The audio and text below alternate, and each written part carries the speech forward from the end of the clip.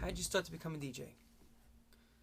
Well, when I was a very young kid in the 70s, I discovered DJing from going to private parties and also at school. And at one time they had a DJ. Well, at the time I didn't really know it was a DJ. And what was happening was we were all dancing, and I was noticing that the records were changing. I was intrigued by this, so I ran up to the man. I asked him, "Hey, who are you?" He said his name was Vito. I said, "What are you doing?" He says, "I'm DJing." I said, "DJing? What do you mean DJ?" He says, "Well, I'm playing records." And I was totally intrigued by it. So I had to figure out what exactly he was doing. So he told me, and I kept watching him through the night, and I knew from that moment, I said, I have to learn how to do it. So as time went on, I didn't have the money or the resources. I wasn't really old enough to go and buy anything, so I just kind of waited, but I knew it was in my mind what I seen. When and why did you become a DJ? Well, after going to the school dances and watching the DJ control the dance floor, I said to myself, I need to do this. I was more excited about controlling the dance floor than actually dancing on the dance floor. So when I went to my cousin's house not too long after, he had just purchased a pair of Technics 1200 turntables. These were an industry standard for a long time, and he got them like around 1979. It was 1979, 1980. He had them set up in his house. He just got them, and he yelled at me, "Yo, stay away from them." And I did. And then he says, "Let me show you what I can do." And he started doing the blending and the mixing and the changes that I had seen previous. And I ran upstairs to my mom and father. I said, "Mom, I wanna DJ." She said, "Yeah, whatever." So a couple of months later, my cousin comes by my house. I had one turntable. It was like a stereo turntable with a cassette machine and on the cassette machine it had a pause button. And my cousin showed me how to use the pause button and play records and make a mix using one turntable with a pause. So I used to practice like that until I was able to get my second turntable. And this was the early 80s as we're talking. What song was your first, and how did people react to the song? I did many songs before the first song that people know me for.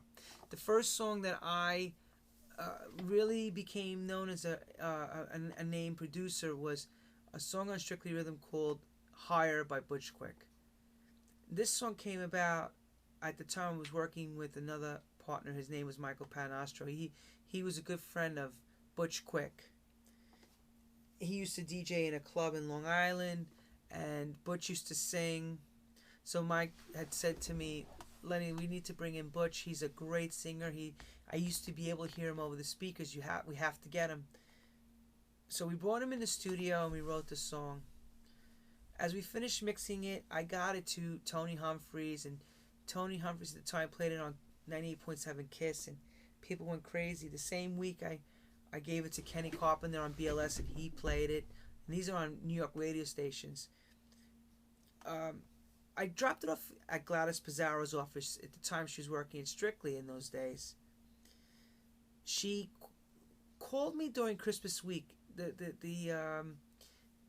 During Christmas, normally the labels all shut down. So she called me from home, and she asked me. She said, "Lenny, is the track available?" I said, "Yes." She says, "I think this is a big record." I said, "Really?" She said, "Yep.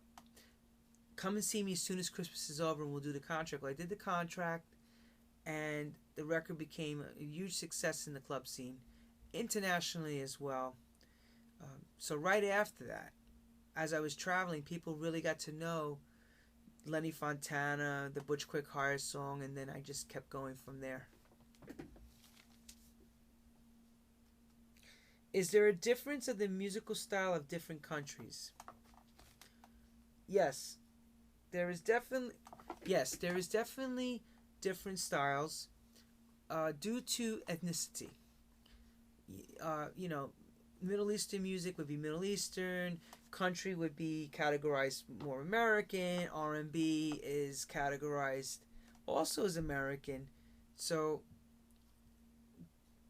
when you have pop music, it's sometimes tailored to the country that it's made for. But then, thanks to the internet, we're able to have music pretty much all over globally through YouTube, and people get to know the artists more than it used to be. Years ago, everything used to be isolated. Now, you put a record out in Europe, people in Australia play it or they license it. You put a record out in the United States, it's big in Europe before it's even big in the United States. There's really no barriers anymore.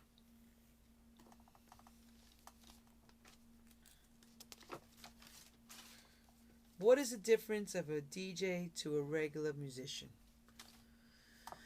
Well, a DJ has loads of music to play through the night. He could control the atmosphere through tempo changes, and what I mean by tempo is he could play something fast and exciting and get the people very excited, and then also he could take it very slow and make people slow dance.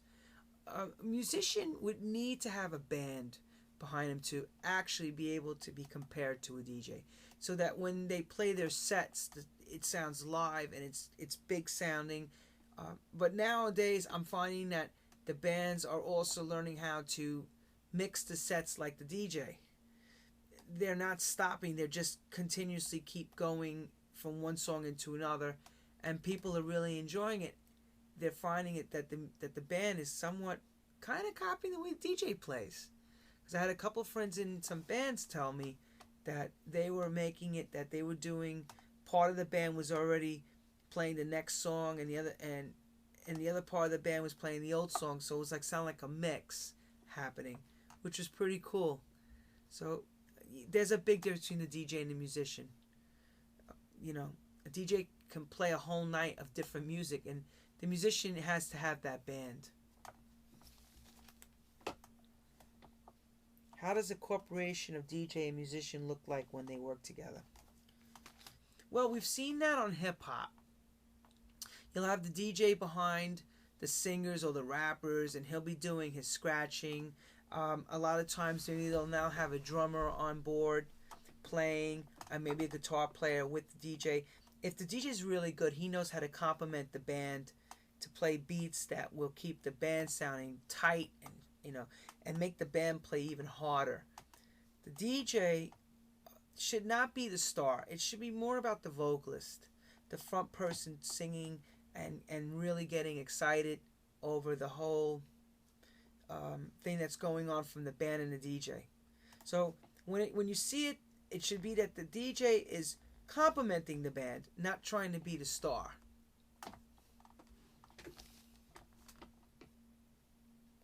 What were the names of the known musicians that you work with in your career? Well, I have one friend that is now playing for Lady Gaga. We did a lot of remixes and productions together. His name is Brockett Parsons. He won the P. Diddy contest making the band, and he did it as a goof. He went and tried out, and we all knew how talented he was. He played keys for P. Diddy's people, the judges, and they went crazy, and they took him in, and after that he won the whole show. It was an American show called Making the Band. From there, he was then sorted out after Lady Gaga. He's now on tour with Lady Gaga playing for her. I think he's musical director today, and I'm very proud of him. I work with many musicians. Carol Sylvan, Angie Blake, Roy Ayers, Alicia Keys. There's just so many to name. Gene Perez, Byron Stingley, a lot of great vocalists. Ozzy Melendez on trumpet. I did so much stuff. Rebecca Ryan.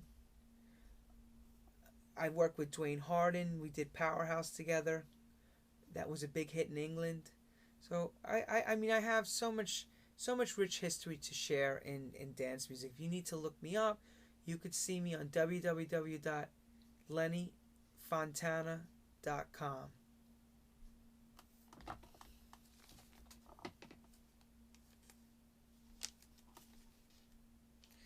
as you know, there are various different styles of music. Are there also different styles of a DJ, and what style is yours? Oh yes. Oh yes, there's many different styles of DJs now. You have dubstep, you have house, you have hip hop, you have reggae, you have an electronic DJ. My style is playing house music. I was always known for playing funky, soulful house music with an anthem type feeling where the vocals would make you scream. You know, they were big choruses, big hooks, and people would be excited when I played because I play the big songs. They were not commercial, but they were big club records. You know, it's more like Lenny Fontana's sound would be categorized. I was always known for playing disco house and disco in my sets. I love disco, and I always played it because it was a big part of me. It was when I was coming up, was what really inspired me to do what I do today.